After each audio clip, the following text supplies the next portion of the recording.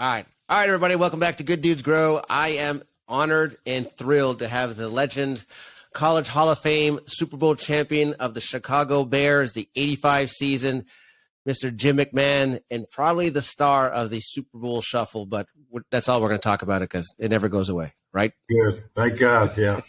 I wouldn't say I was a star either. I'll tell you what.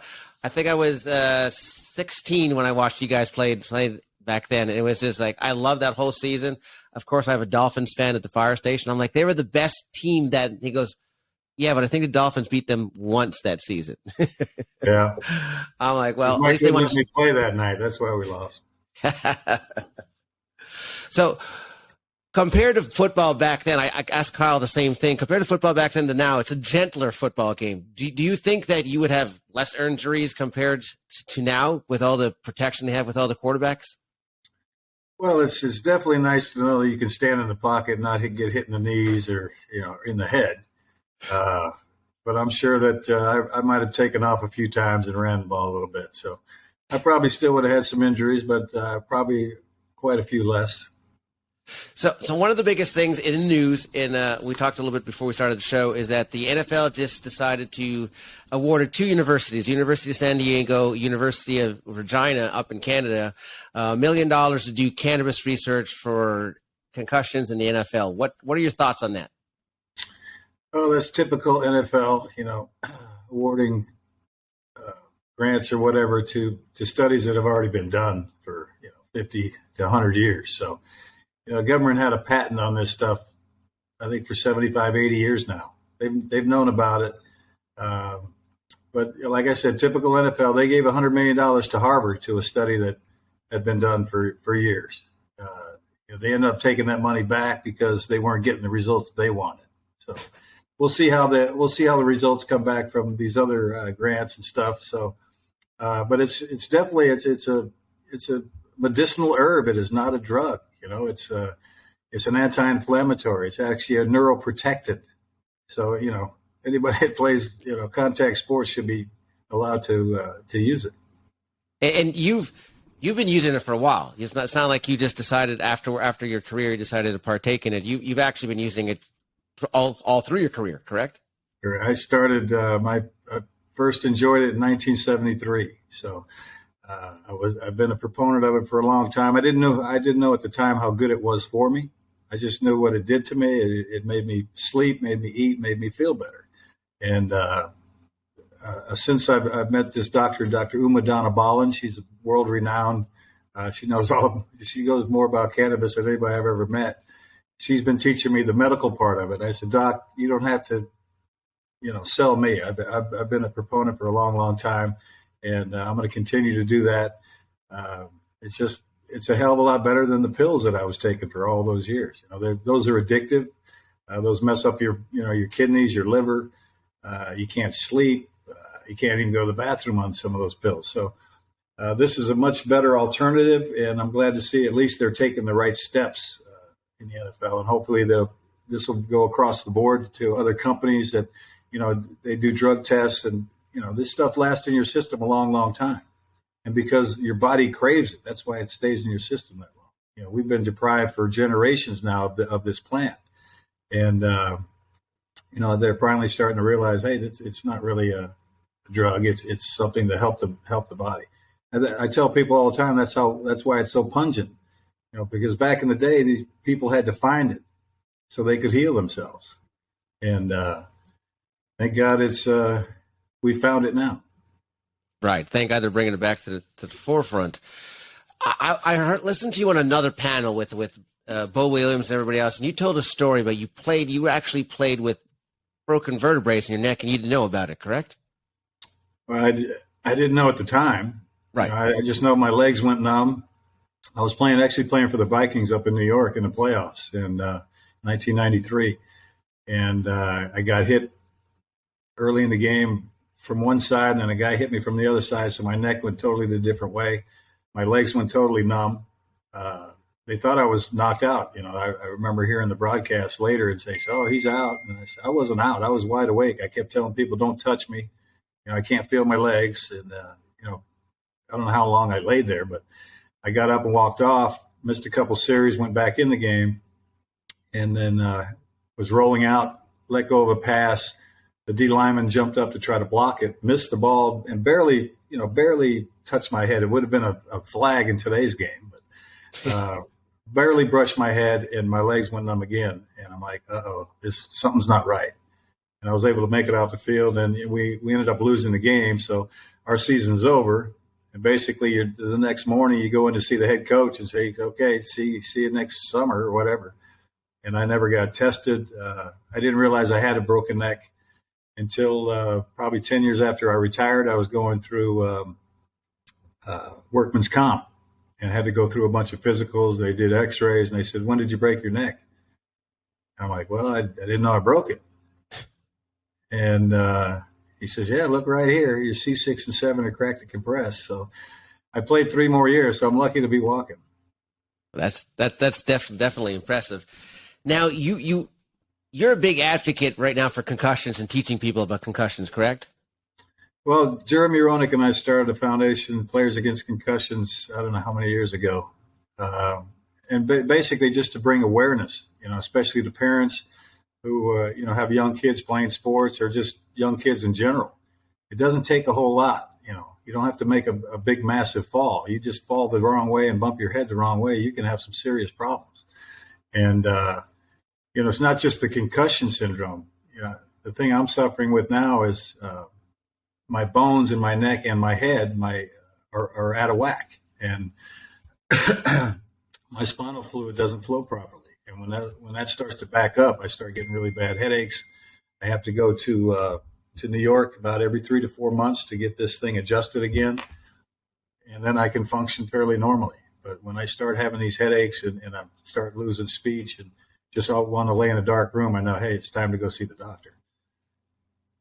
I know you said before that you're being taught by one of the renowned doctors on cannabis. What do you think with the study out of Oregon that came out that cannabinoids can actually help with COVID? This is just off the subject, off the curve, but I thought I'd throw that out at you. I did hear that, but cannabis, it cures a lot of different ailments. It's there's so many different plants and breeds, and what they're doing now, these guys are just amazing scientists that are, crossbreeding different strains, just for specific ailments. And I myself am an OG guy that I don't, the other things don't seem to help me at all. I enjoy them. I enjoy, taking the edibles and the topicals. I use all kinds of products, and it's the best thing that I've ever used in all my, I'm 62 now. So I got a lot of ailments, right now I'm recovering from, I had ankle surgery the day before Thanksgiving last year, and had some complications, had some infections, had to go back in the hospital for 8 days, had 2 more surgeries. I've been on my couch the last 2 months. I still can't walk. So, it's getting closer. I'm putting more pressure on it now, but I still got a huge hole in my foot, and hopefully that the skin grafts that they've been applying will take place, and I'll be able to walk on the course here in the next couple of months. Well, I'm praying for you so you can get back on your feet slowly. How you wanted to get into cannabis, in the cannabis business, I heard, and you've been trying for a while. You finally got that opportunity with Kyle and a couple other players. Tell us how that came about, and tell us why you feel that it's a good idea for you to get into cannabis industry and advocate now in front of everybody, because everybody else seems to be doing it. But tell us why you feel it's time. Well, I've been trying I moved to Arizona in 2010, and I tried to get they were just starting to get into the cannabis business here. And I tried to get my own dispensary and this and that, but it was just a pain in the butt. And then there's a lot of shady characters in this business, like every other business. You got to try to weed out the people that are, BSing you. And, when I ran into Kyle a couple of years ago, he'd been in the business for a while. We talked about what the plant has done for us. It's, basically saved our lives, get us off the pills that are going to kill you. And we just started talking, and he said, hey, I'm putting together a team, him, myself, Ricky Williams was part of it early on, Evan Britton. I think Ricky's now going on and doing his own thing with his own brand. But Kyle is very, very knowledgeable about the plant. He's spoken to Congress. He's spoken to the NFL hierarchy. I'm just happy to have guys that I can trust now in the business, and we can just go and just talk about the plant and our brand, and hopefully people will enjoy it like we have. That's great. That's amazing. So you got this new documentary coming out called the Mad Mac, the Jim McMahon story. Without telling us the whole story, because I'm sure you can't tell us the whole story, but what was that like? What was that about? Well, when the guy first approached me, he's a guy he's out of Canada, but he lives in LA now. Has done a lot of documentaries, and I said, "What is going to be different that hasn't been already out there?" Because I didn't want to just waste my time and have the same old stuff out there. But he says, "I would just want to take a little different approach. Interview different people, not just athletes." He does interview quite a few other athletes, played with other sports. And just a different take, I guess. I've seen about the first half of it. I have not seen the second half. The first half's basically, from my childhood up to, I think, the Super Bowl. And then I think the second half is going to be more of what's been happening since I retired. The finding out about my head and getting involved in all these different charities that I've worked with. So I'm looking forward to seeing the whole thing. So it's still not totally done. That's great. Tell us a little bit about your charity, so we can actually get those out on the broadcast, and see if we can help you guys out as well. Well, I deal with a lot of different charities, a lot of military charities. I can't even remember the exact names of it. Folds of Honor, for one, pops out. Hope for the Warriors, it's a Marine thing in Camp Lejeune. But anything involving the military, I'm there. I've worked with St. Jude's in the past. Still do a lot with them. So, whatever charity needs help, I'm there. I mean, it's just, we got some things here in Arizona that I've been involved with for some unwed mothers. I can't remember the name of the charity, but all my friends have their own charities, and we kind of reciprocate. We go back and forth to each other's golf tournaments and try to support each other. That's amazing. That's great. If people wanted to follow you and follow your journey with Revenant MJ and everything else and how that's working, where would they follow you? To your Instagram handle and stuff.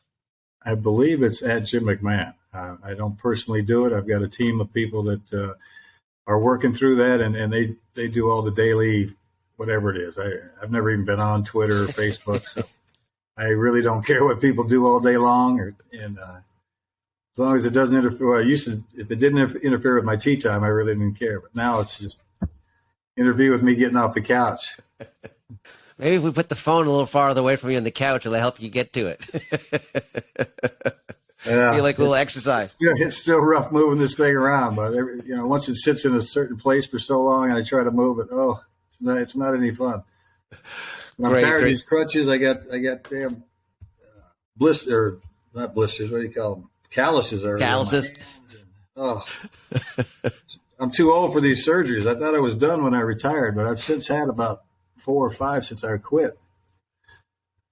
So, Tom, on one last question, tell me a little bit about the lawsuit you guys had with the NFL. Tell us, everybody, a little bit about that. Well, it should have never been named the concussion lawsuit, because it had nothing to do with concussions. You can get a concussion and they'll go away, but it's what happens after. So unless you develop Parkinson's, dementia, ALS, I think there was a couple other major brain diseases. Unless you actually have that, you don't get a dime. And I was one of the named plaintiffs on the suit, and they told me I had to go do all their testing and everything, and they told me I wasn't impaired enough. I literally sat in front of a guy for about 6 hours, and he asked me the same 10 questions. He'd give me a break and then come back and ask me the questions again. And I go, is this what I'm doing? I have to sit here until I answer enough questions to tell you I'm normal. And basically that was it. And I said, I'd love to take this test when I'm having one of my episodes, when my spinal fluid's messing up and I'm laying in a dark room. I'd like to take that test again. But I was flat out denied. And, I'm not done with it. I'm going to keep going back, because I know there's going to be some problems, worse problems than I've already had, even though they diagnosed me with early onset dementia about 10 years ago. And that was when I was basically a vegetable, until these doctors in New York called me and said, hey, we think we can help you. And I ended up going back there, and they explained to me what they thought was happening, and they put me in the MRI machine, and it was exactly what they said. I had 3 different blockages in my head and my neck, and the first time they adjusted me, it was like a lifesaver. It was like a pool draining, a toilet. Just I could feel this stuff actually leaving my brain. It was amazing. Right. And he said it's probably not going to last because it's been out of whack for 20 years. And sure enough, that night, because I had to stay in New York for 7 days because of this. That night, it came back out of whack, and I was in excruciating pain, and they actually had to sedate me the next day to put me on that table to adjust it again. But he says the longer I can keep it in place, the longer it will stay in place. And so every 3 to 4 months, I go back, get the adjustment, and then I can function fairly normally. That's incredible. That's incredible. Jim, I appreciate you for coming on my show. That's all I got for you. This was, again, an honor from somebody who's watched you won the 85 Super Bowl and having and basically Facebook stalking you till I can actually get you on my show. It's been an honor and a highlight of my day. Thank you very much. I appreciate it, and I appreciate your help as a first responder, my man. Keep up the good work. We're all behind you. Thank you. I greatly appreciate it. Okay, thanks a lot. All right, bye. See you.